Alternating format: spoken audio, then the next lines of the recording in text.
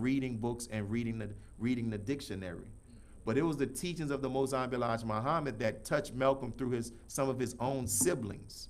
That Malcolm left that prison and became the great man that we all know him to be, right? Yes, sir. Right. So if the teachings of the Most High Elijah Muhammad can do that for Malcolm, and as it been done for Muhammad Ali, and as it is done for us, and for many others, it can do it for each and every one of us who are here. Right. So tonight I pray that you open your minds. I imagine if some people have questions at the end, putting you on the spot, you'll be willing to take some questions, right? Yes, sir. Just ask some whatever questions that you have. Don't be afraid. Open your minds, open your hearts to hear the message that Allah has placed on our brother, who is a great help to me. So let's bring up our brother without further delay, Brother Lawrence Muhammad.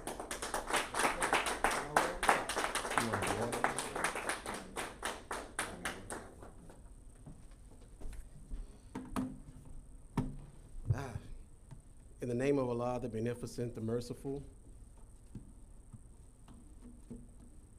all praise is due to Allah, the Lord of all the worlds, the Beneficent, the Most Merciful. We can never thank Allah enough for loving us enough, caring for us enough, that He would come Himself to redeem us, and that He would raise one from among us, the greatest teacher that black people have ever known, and the world has ever known. And I speak of none other than the Honorable Elijah Muhammad, whom the world will soon get to know and is getting acquainted with right now. Praise be to Allah. And of course, we can never thank Allah enough and thank the Most Honorable Elijah Muhammad enough for loving us and caring for us, that they would leave one in their absence to lead, to teach, and to guide us, to give us wise counsel in this day and time, that we would not fall victim to the wiles of Satan, but that we will be of those who will be divinely guided and be able to, through our submission, make it through this dark, turbulent time. Yes, sir. Yes, sir.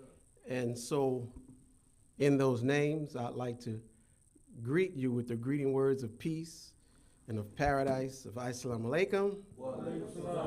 And those words simply mean peace be unto you.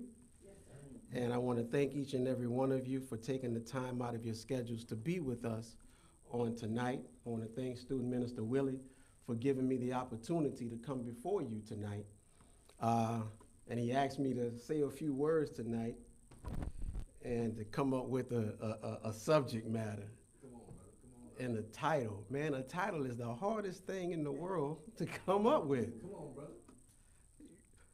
But one of the things it kind of just popped in my mind was to talk about the value of the teachings of the Honorable Elijah Muhammad. The Honorable Elijah Muhammad is a man that the world doesn't want to give credit to. And we have to ask ourselves, whenever there's someone whom this world does not want to credit, we should be all in trying to find out all that we can about that person. That's right. Because the ones that the world gives to you and I are the ones that the world approves of, whom they have vetted already. And if they were a little bit too risque for their taste, then the minister says they sanitize them. Thank you. This little book is going to come in handy in a little bit. So they sanitize them, and they are the ones who they give to you and I. Brother Minister was talking about Malcolm X. when Malcolm X was assassinated on the front page of the newspaper. He was America's leading hate teacher. But then a few years later, after they cleaned his image up, he was on a stamp. And now I've even heard Caucasian people quoting Malcolm X. And I'm like, huh? Really? So we should be thoroughly invested in those whom this world does not promote, because the ones whom this world does not promote are the ones that mean you and I the most benefit. We all right? Yes, sir. So I have my little computer here, and I've magnified the writing a whole lot because I broke my glasses. So I will attempt to get through this by Allah's grace and permission in the time that's allotted. So I usually try to take my time and try to just go through point by point, but I may get a little bit faster just so we can get through everything. Hopefully we can get through everything. So we're talking about the value of the teachings of the Honorable Elijah Muhammad. And one of the first things that we should and must understand is, what is the word value? What does that mean? Well, value means it is the regard that something is held to deserve. It is the importance, the worth, or the usefulness of something. The regard that something. This word regard means attention to or concern for something. So value is the amount of attention or concern that something deserves.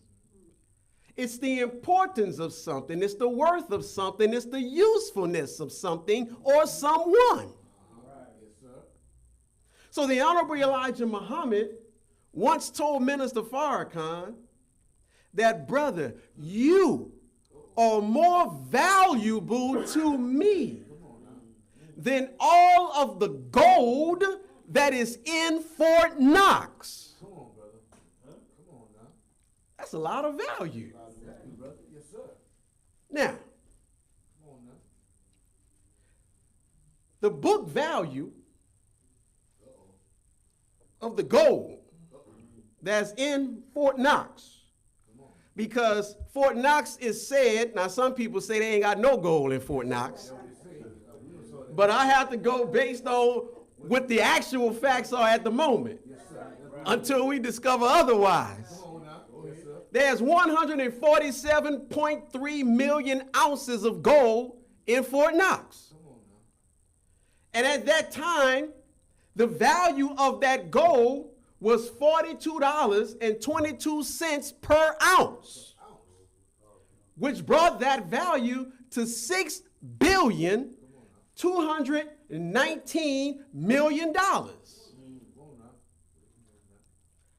But that same amount of gold in today's spot price. The spot price is what gold is trading for today. That is $4,400, which would bring that value to approximately $619 billion today. So the messenger told the minister, you are more valuable to me than all of the gold that is in Fort Knox.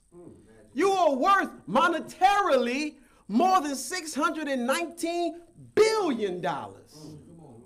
But then he said, you are more valuable to me than 1,000 airplanes with 1,000 head of sheep on each plane. So you know I had to look it up. How much is a sheep worth? a breeding sheep with a good bloodline is worth up to $500 each.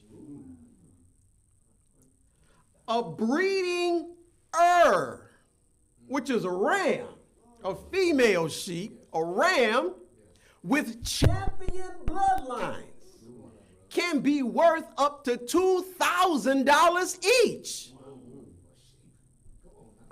Now, $500, this is just for the regular sheep.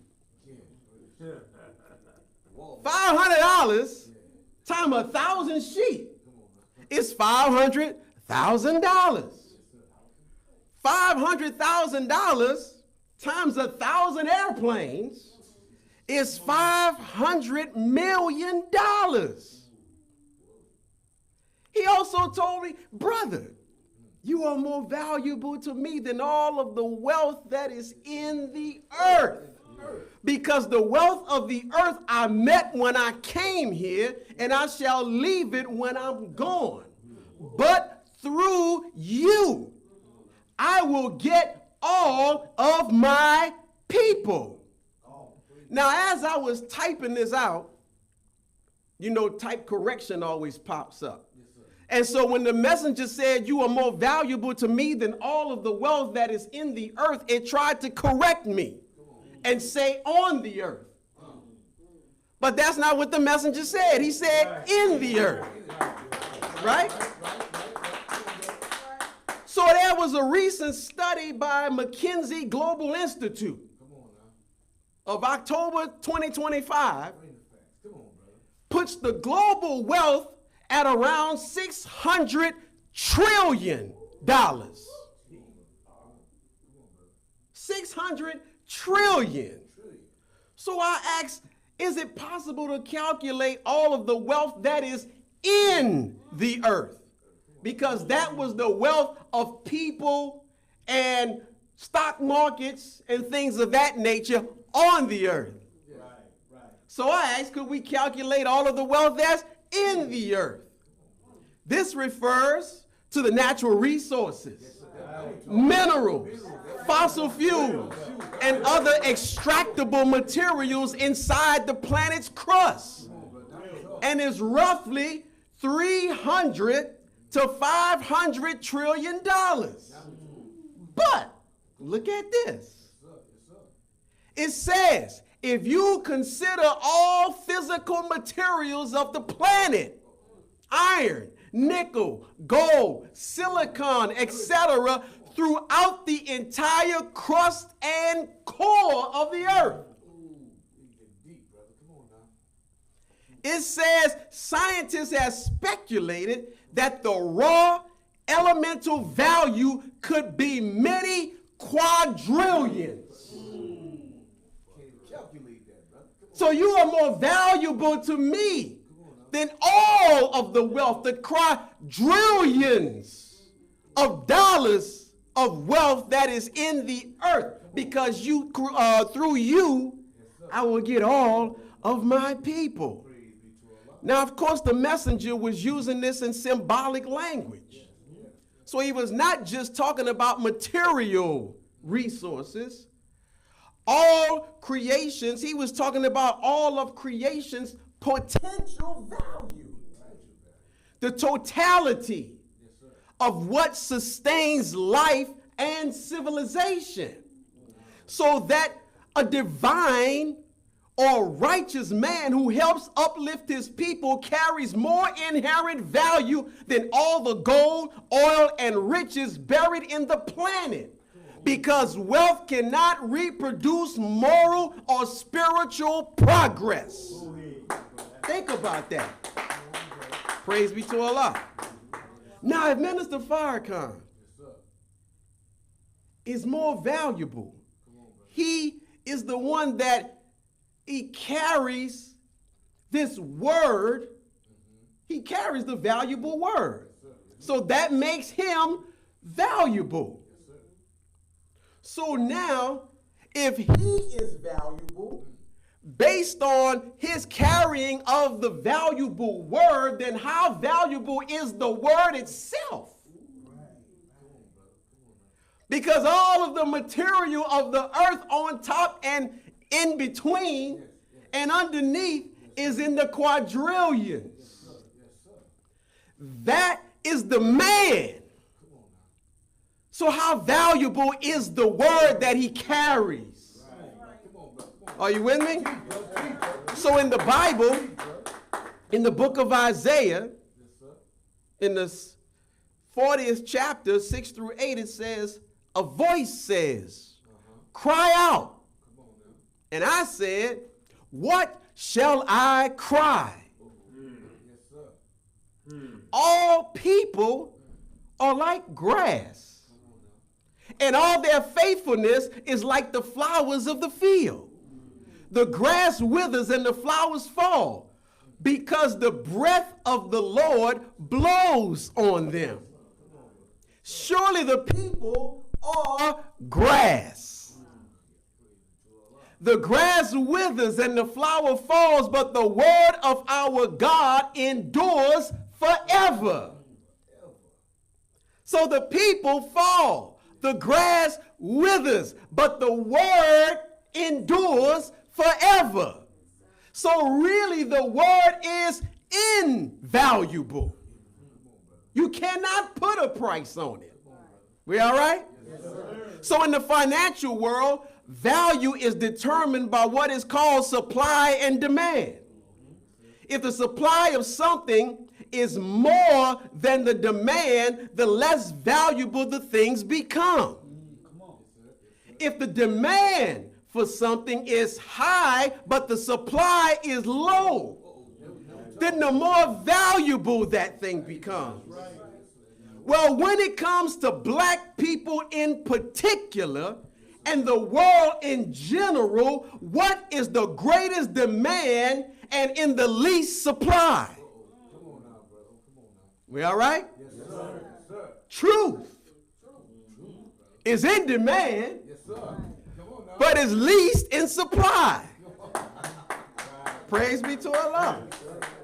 Freedom Yes, sir. Come on, brother. is really in demand, Man. Yes, sir. but is not really in a whole lot of supply. Justice and equality, the people are crying out for it. Teach, brother. Teach, brother. It's a high demand, but very low supply. Right? That's right. Well, these things, truth, freedom, justice, and equality can only come from God himself.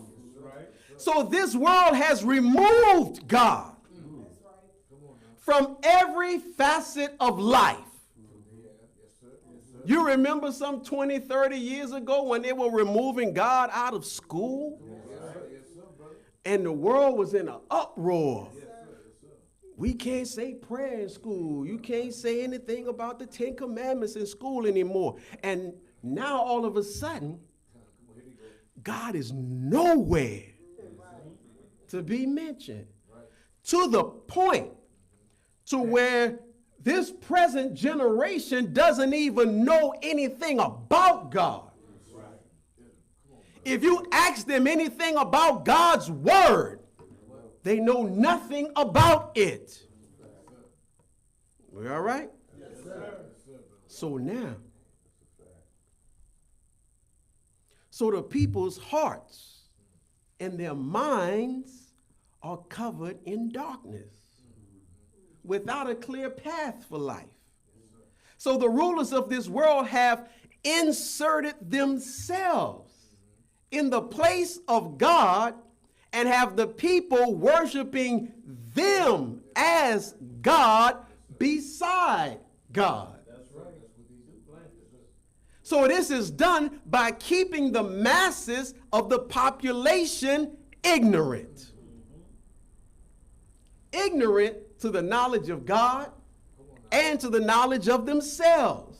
The rulers have made the people dependent on them for their very survival. So when people are completely dependent on another, then they, the ones in power, they have the power now to manipulate and control them as they see fit. Yes, sir. This is the current state of the world.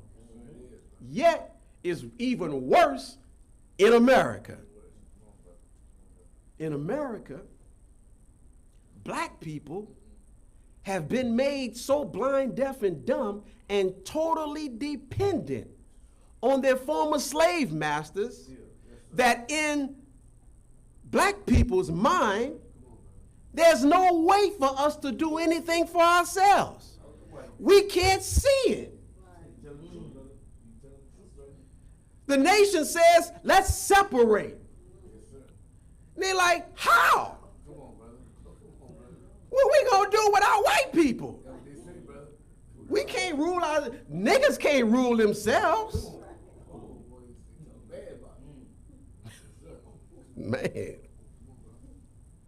So everything that black people want to accomplish, it has to go through white people.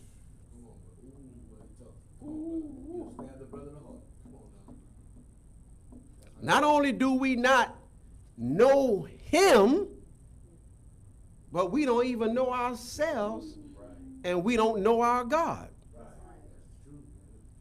See, you have to look at this world. People in this world now are stuck and trying to use their own intellect to solve their problems. And Allah just sits back and he allows us to get all the way to our wits' end, to try everything that we know on how to get past this, get over this hump, how to accomplish this, how to become successful. You go online, you go on YouTube, is how to be rich overnight, how to be successful, how to be wealthy, how to do this and do that. But it's a 5-minute clip. Not saying that you can't be successful, we can't be wealthy, we can't have these things, but 5 minutes. And then you say, well, if you want to know more, buy my course. And then when you get the course, it's the same thing you could have just went and looked up yourself. But because we are in such a microwave society and want everything right now at this moment, we don't want to take the time to do research. You can't tell somebody to put a plan together for the next 10 to 20 years. That's like forever. I'm going to be dead in 20 years. That's how we think, man. We don't even think about, well, maybe I can set my children up in 20 years. All right? So look, people in such a condition, you can't give them money to rectify their problems. Because they don't know what to do with money. They don't even know what money is. Don't even know what the purpose of money is for. I know we think we know. Poor people, once heard somebody say, poor people, they think money is for paying bills.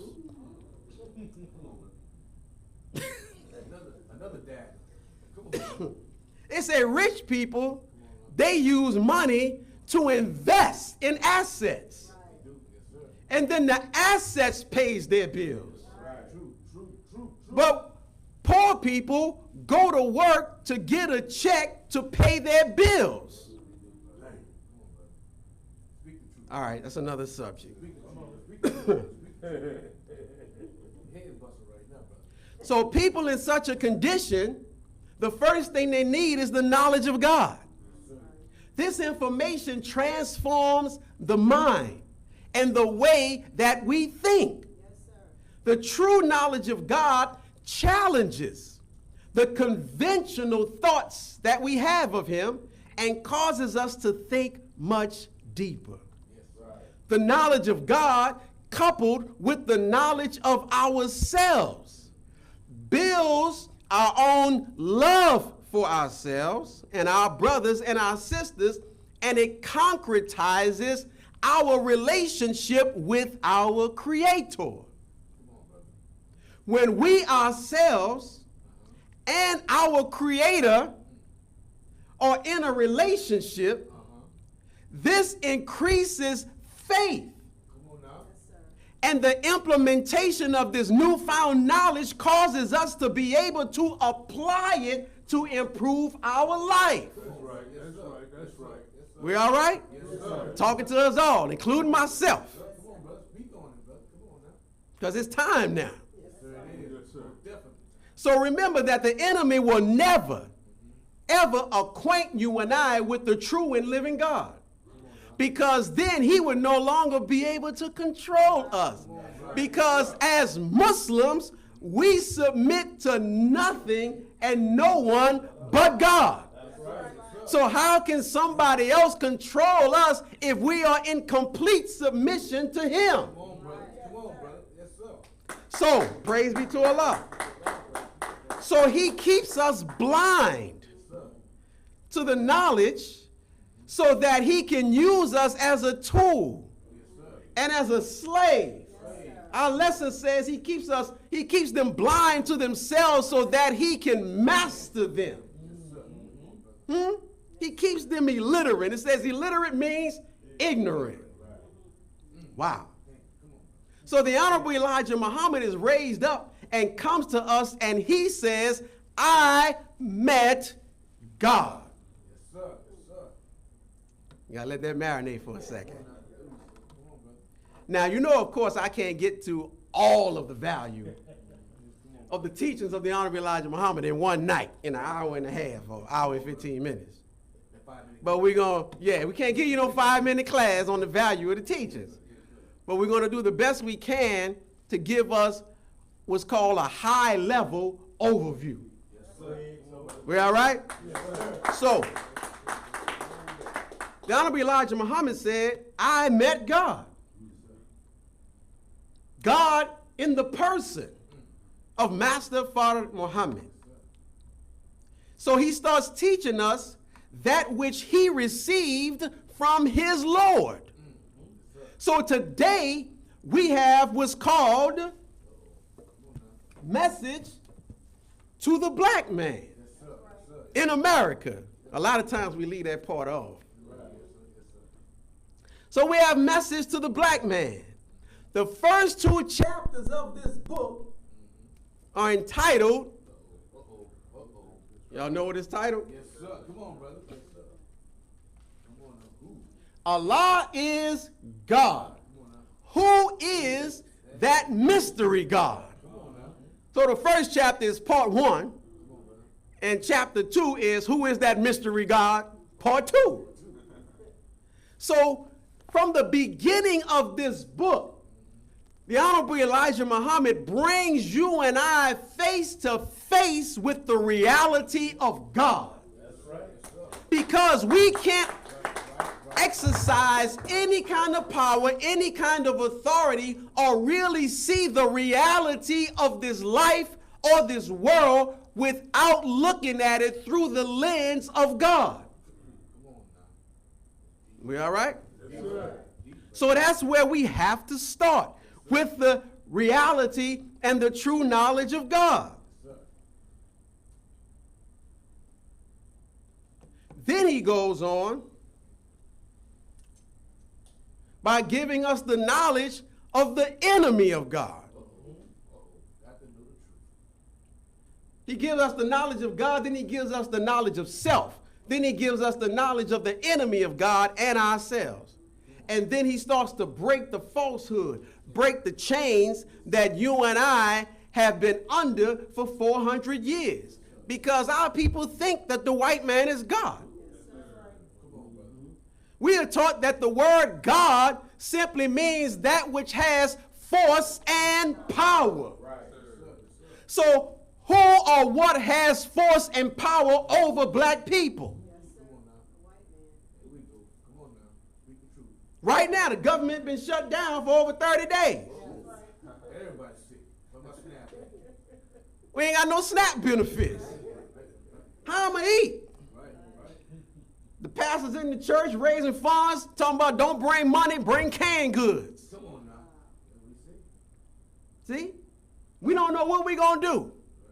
This whole time, black women And black men have been put at odds with one another by Caucasian people. So they have manipulated the system now to put the black man down and take the black woman and lift her up. So she's the most educated. She has the jobs. But the majority of the jobs that she has are federal jobs.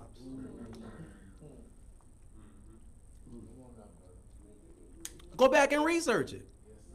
Most of the jobs that black women have are federal jobs. And if they're not federal jobs where you actually on the payroll of the federal government, it's federal contracts. So, what does that mean? That means he's taking the place of your man. He's your man now. And whenever he wants to, he'll show you that I got you, but I'll put you in your place when need be. Because all of a sudden, there's a few sisters on YouTube who teach other sisters how to get federal contracts. And they on YouTube talking about the money to slow it up. So now you all independent. You don't need no man. Now you out of work for 30 days and don't know how you're going to pay bills. Because you don't need this man who's a plumber, who's an electrician, who does these blue collar jobs. We call them broke. Right? And then the brothers looking at the sisters, see you over there. Now you suffering, but so now here we are. We got the big head because we still working. Talking down on the sisters. And when the sisters was doing all right, she was talking down on the brothers. But we shouldn't be at odds with each other at all. Because remember, God is not the author of confusion. God doesn't create chaos. God doesn't pull people apart. God unites us. So if the black man and the black woman are at odds with each other, we must stop and look and search for the hand that's feeding the chaos. But we can't do that without the knowledge of God. We can't see properly. We all right? Yes, sir. So here we are. In deceiving us about the knowledge of God himself, which is the spiritual food that is essential to life, he deceived us with regard to the physical food. He had to break us down with food in order to control us physically and mentally. So since most of us don't know about or understand the mind-body connection, we just eat anything without knowing its effect on the body and the brain. So we have a book, I don't have it up here, but it's called How to Eat to Live. Book 1 and book 2. And in that book, the Honorable Elijah Muhammad teaches you and I about how what you and I eat affects our mood and our thinking. So now, he teaches us the science of food, how to cook food, what foods to eat, what foods to stay from. Isn't that something? Doesn't that sound familiar? So in this book, the Holy Quran, Allah talks about a human being who is referred to as Al-Masih, the Messiah, Jesus, the Son of Mary, worthy of regard in this world and the hereafter. But he's going to do something for Jesus. He's going to raise Jesus up and he's going to teach him. the book. Al-Kitab, the book. The Quran, one of its names is the book. But he's going to teach him the book and the wisdom. This is called the Supreme Wisdom Lessons. Right? He's going to teach him the book and the wisdom.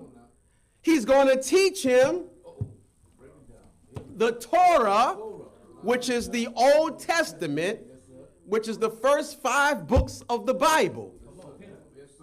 And he's going to teach him the gospel, which is what's called the New Testament in the Bible. Right? So there's some books.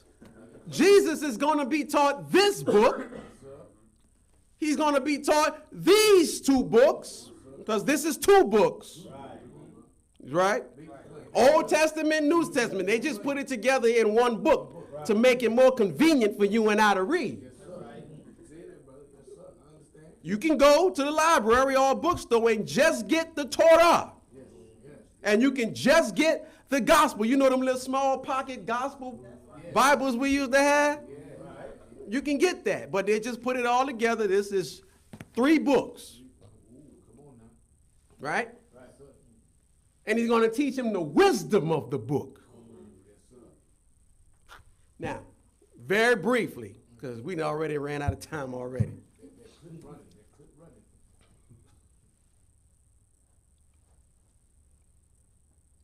Jesus, according to historians, was born approximately 2 to 3 BC. Or AD. AD. How can he be born 2 or 3 years after he was dead?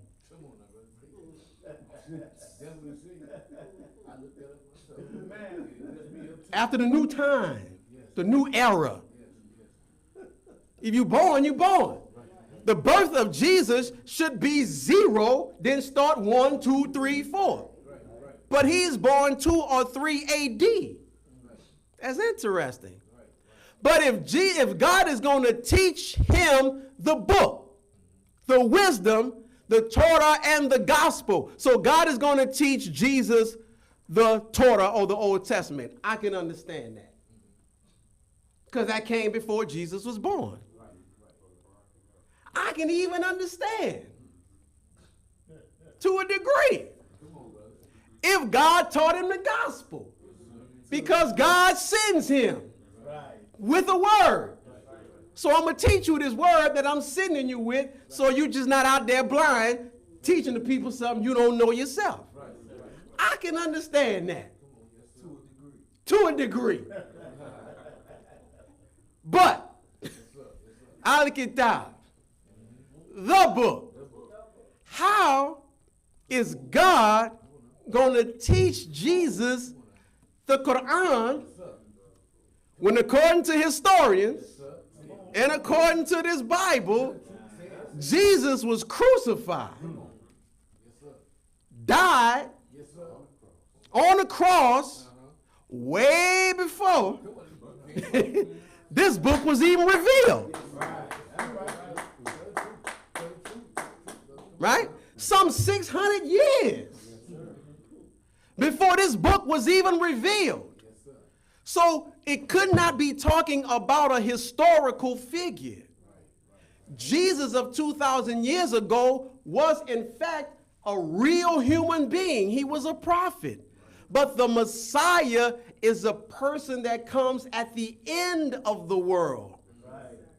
And that one will be taught all of the books that came before him, but not only taught those books, he will be taught the wisdom, the understanding that's contained in those books. Are you with me? Yes, sir. So now, we're going to dip on that and dip on out, because that's a whole nother subject. So one of the things that it says that he would teach Jesus besides those 3 books, but he would teach us what foods to eat and what foods to store in our houses. Well, I just said the Honorable Elijah Muhammad gave us how to eat to live, and what foods to eat, what foods not to eat, and what foods to store in our houses. Okay. So on page 17 of Message to the Black Man, the Honorable Elijah Muhammad writes about the one whom he met, God in person. He taught us that the slave masters had taught us to eat the wrong food, and that this wrong food is the cause of our sickness and short span of life.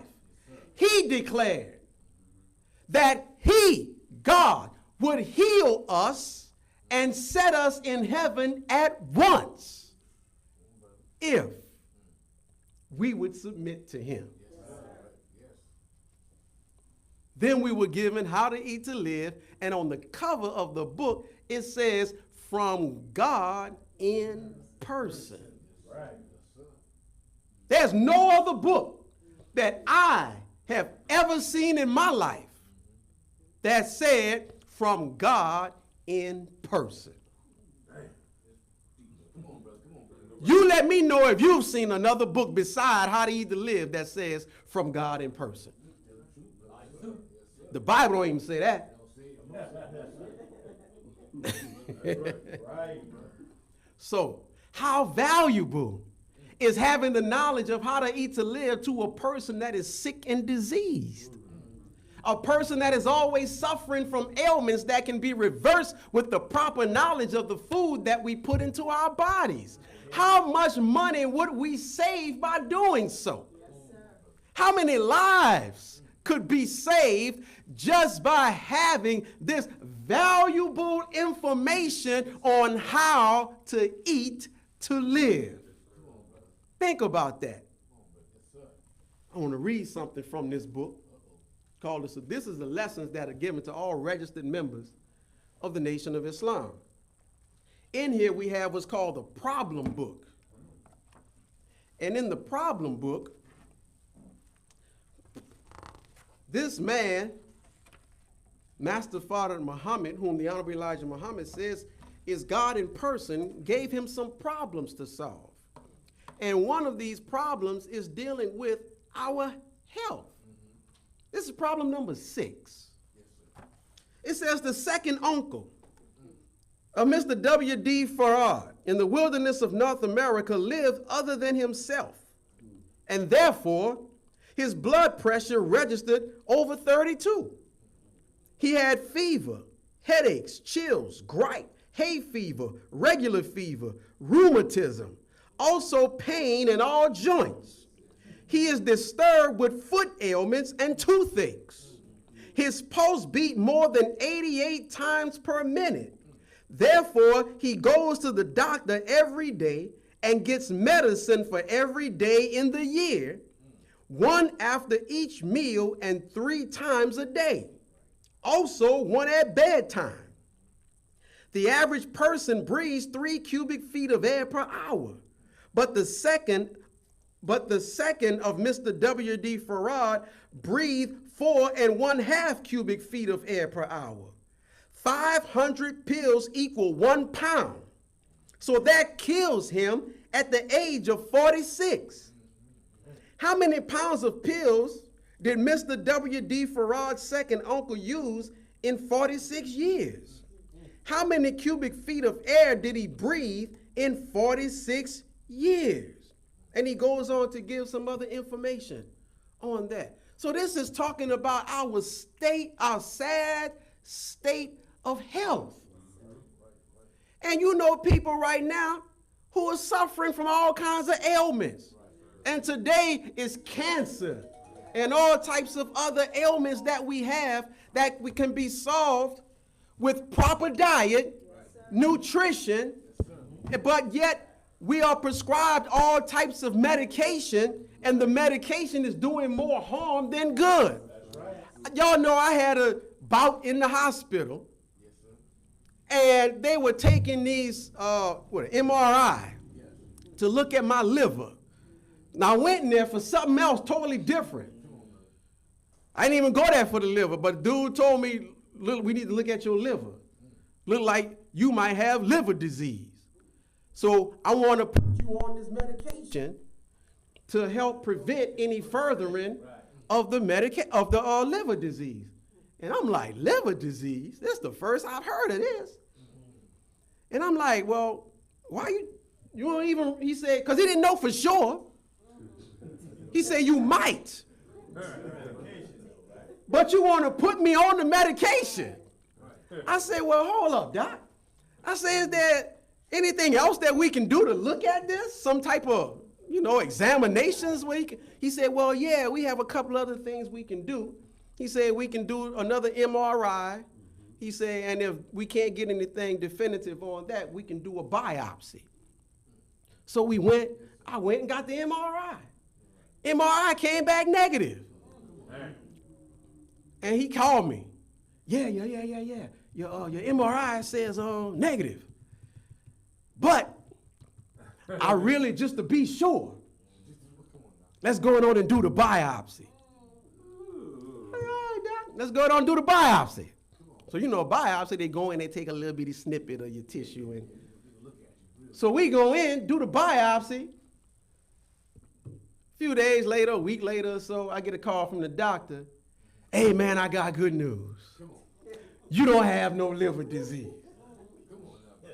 And I'm like, well, why were you going to just put me on medication and didn't even know what was happening? Then I read up on the medication. The medication actually is supposed to slow the progress of the disease, but in most cases, it actually hurries it up. It exacerbates it, and then affects other organs. And I'm like, but then he told me, we don't want you to have no problems in the next 10 years or so. I said, so you're putting me on medication today that you don't even know if I have this ailment to prevent something 10 years from now. So they just put you and I on medications, and those medications are killing us when the only thing we have to do is get into a good diet and exercise and think right. We all right? Yes, sir. All right, we got a little bit of time, So, we have also in this book English Lesson C1. And a part of English Lesson C1 is like a bedtime story. And in it, it's talking about our people and how our people, it says, he likes the devil because the devil gives him nothing. And he says, why does he like the devil? Because the devil put fear in him when he was a little boy. Now the next question is, well, why does he fear now since he is a big man? That's a logical question. But look at the answer to why he fears now as a big man. Because the devil taught him to eat the wrong food. Does that have anything to do with the above question number 10? Yes, that makes him other than himself. Right. Food can make you and I other than ourselves. So when you and I eat poisoned food, we become poisonous. And then we exude the attributes of poison. You ever heard the saying, you are what you eat? That is actually true. That's not just the slogan. Because when you and I eat something, we break it down. Our digestive system breaks it down and distributes it through the blood in our bodies. It goes into the cells, and then it becomes a part of us. And the cells reproduce whatever goes into it. It's called mitochondria. So if we eat pig, we become pigs. It's pig-like behavior. That's just real talk. Because we are eating the DNA of that animal. And we now it starts to break down and become a part of us. All right. So a man who was on his deathbed Having suffered all of the above illnesses and then some, how valuable would how to eat to live be to him, that he might have been able to make better decisions that would have prolonged his life. Man, let's see how much more we got. We're going to get through this right quick. In Message to the Black Man on page 27, the Honorable Elijah Muhammad writes, quote, if they would only read and listen to the simplest of truths of which I write and speak, have three essentials in it: power, light, and life. Essential means absolutely necessary. It's extremely important. He then gives us an economic blueprint. It reads, the black man in America faces a serious problem today, and the white racist Christianity cannot solve it. You, the so-called American Negro, with the help of Allah, can solve your own problem. The truth must be recognized by the black man. He himself, this hurt, he himself has assisted greatly in creating this serious problem of unemployment, insecurity, and lack. So we can't just blame the white man. We have assisted in this. Before the black man can begin, but listen at this, before the black man can begin to gain economic security, he must be awakened from the dead and gain knowledge, understanding, and wisdom, which will enable him to follow my teachings. So we can't follow his teachings without being awakened with knowledge, wisdom, and understanding.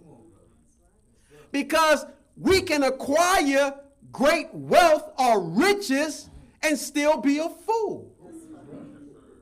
Still have no moral character. Still be a womanizer with money. So we must have knowledge, wisdom, and understanding that will allow us to follow his teaching. He said, Islam, and only Islam, will point the way out of the entanglement of want in the midst of plenty for the followers of Islam, the true religion of the black nation.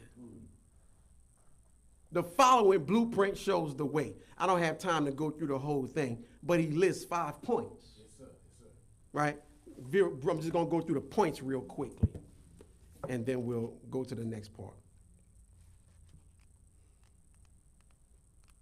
So he says this: the following blueprint shows the way. Number 1, recognize the necessity for unity and group operation or activities. Number 2, pool your resources, physically as well as financially. 3, stop wanton criticisms of everything that is black owned and black operated. Wanton means unsolicited. You really ain't even got no business saying it, man. Why? What's the point? So stop wanton criticism of everything that's black owned and black operated.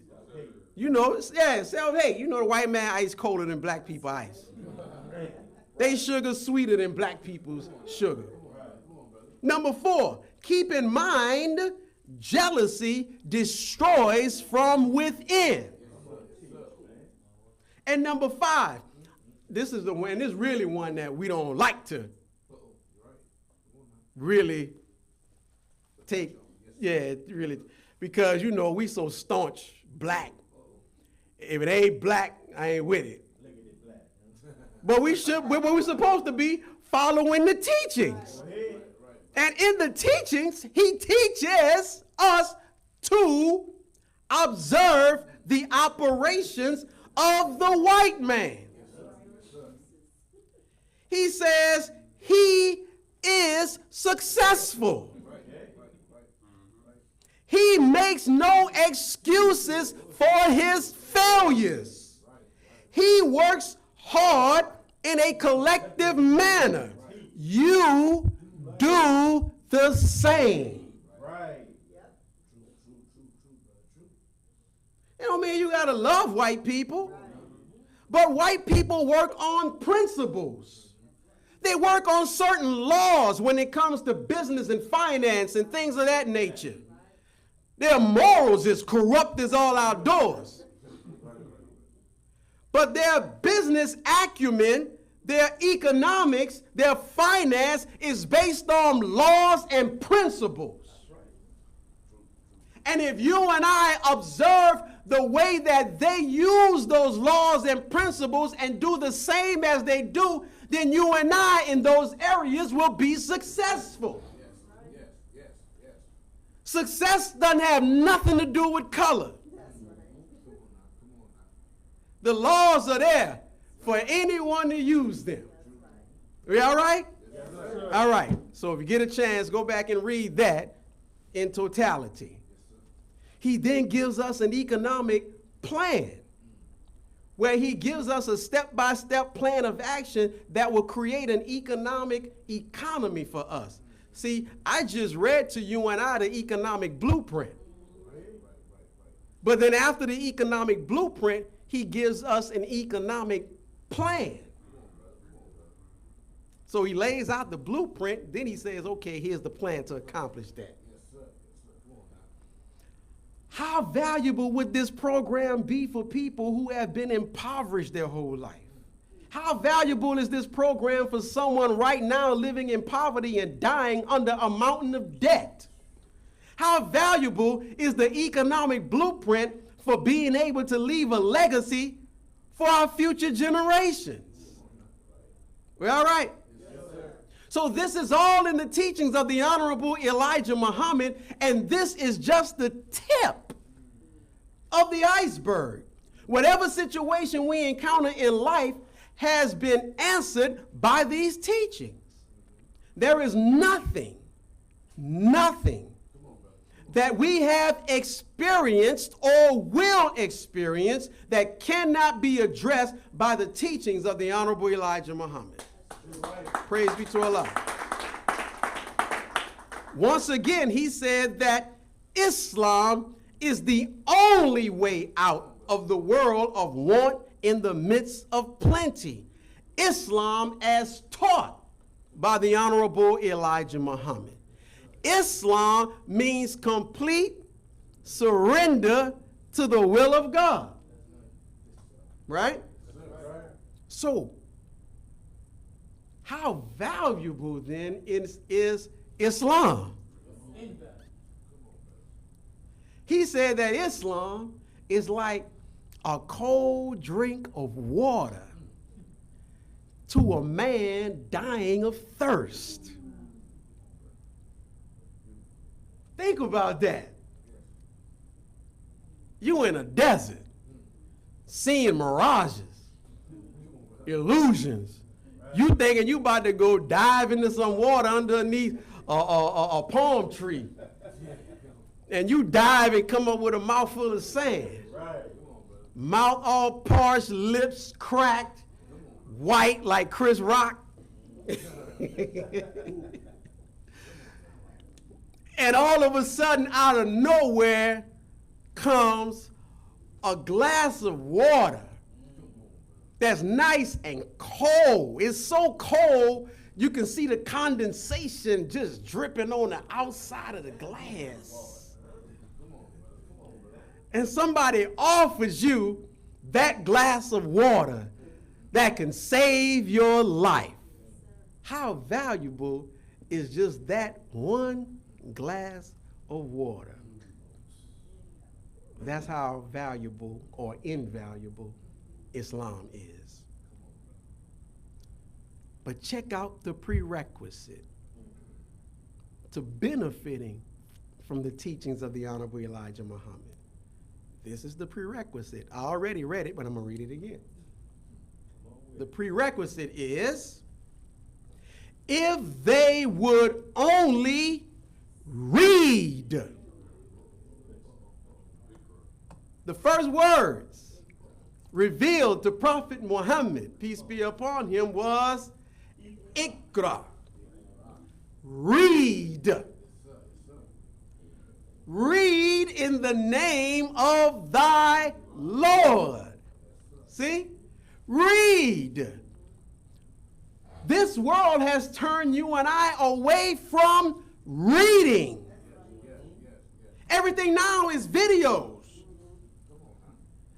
Myself and I think with Brother Vincent, we were talking yesterday or day before, and he said, man, I see things much clearer when I actually read it. Because you are now concentrating and engaging your senses and are able to now retain more when you read than just listening. Minister Farrakhan said, you have to listen to my tapes 16 times to get the true meaning out of it. So just think. I was about to go somewhere else. But there's a place where I study. You don't just listen to tapes. You don't just listen to CDs. You listen to them and read the transcript simultaneously. Because now you're using more of your senses to retain the information. So if they would only read, listen what he says, and listen. To the simplest of truths, of which I write and speak. Then we can get the value out of the teachings. So the caveat to that is to apply what we have been reading and listening to. If we never open up the word, listen to the word, read the word, and apply the word, we can never extract the value from the word. We will continue to walk around parroting the word and sounding good with no significant transformation in our life. So Jesus said, I have come that you might have life and have that life more abundantly. So if we are not living an abundant life, we have not yet read, listened to, and applied the teachings. Because to read is more than just looking at something. You read for comprehension. So this teaching leads to spiritual life, physical life, moral and righteous life, social life, and economic life. So we should all go back and take another look at what we have been given of the teachings of the Honorable Elijah Muhammad. All of us, including myself. They were specifically designed for us. God has chosen us as his people, and he would be our God. So you are the best, the powerful, and the righteous. So with all of that being said, the real value is you. You didn't get that. The real value is you. When Master Father Muhammad left, he would write the Honorable Elijah Muhammad, and at the end of his letters, he would have best wishes to you and the whole 17 million. Right. He never left you and I out of the equation. Because the Minister Farrakhan said that you and I were the apple of his eye. You and I were the target. The Honorable Elijah Muhammad is the vessel that he uses to get you and I. So the minister said the Honorable Elijah Muhammad's value is contingent only to the degree that he goes after God's people. And your and my value is the same. We all with me? Yes, sir. So, a transformed man and woman who is a reflection of God himself, that's you and I. The value in the teachings is that when it is presented properly, it ultimately produces a human being that God is pleased with, that he can then use as a brick in the kingdom that he's creating. He wants to make a new and perfect people out of us and make you and I the perfect rulers. That is the value of the teachings of the Honorable Elijah Muhammad. Thank you for listening. Assalamu alaikum. Praise be to Allah. Can you swipe that thing off for me? Just swipe it.